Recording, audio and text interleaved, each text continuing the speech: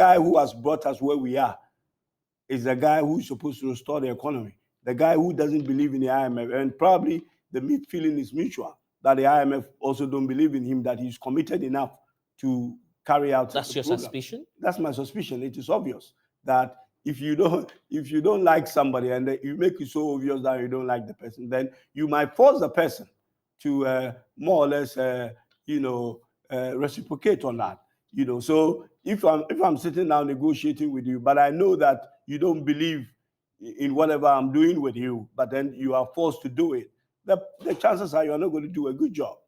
And then secondly, if your president has hinted, your members of parliament, that let the gentleman finish the negotiation and then we'll see what to do with him, you wouldn't feel comfortable negotiating with such a person, because the person you are negotiating with might not be the person who will end up implementing what he's agreeing on. So what about if a new finance minister comes in? Yes, government is binding, but a new finance minister comes in and say the deal is not a good one, and therefore he needs to renegotiate it. Where does that leave you? So the IMF itself doesn't sit comfortably. They were supposed to be here some time ago. They didn't come. They showed up recently. So that tells you that they are getting a cold feels like a marriage they don't want to enter, but for some reason, I don't know whether it's out of pity or whatever, they still want to marry us. I've heard the ranking on the Finance Committee in Parliament, Dr. Tuforson, talk about the fact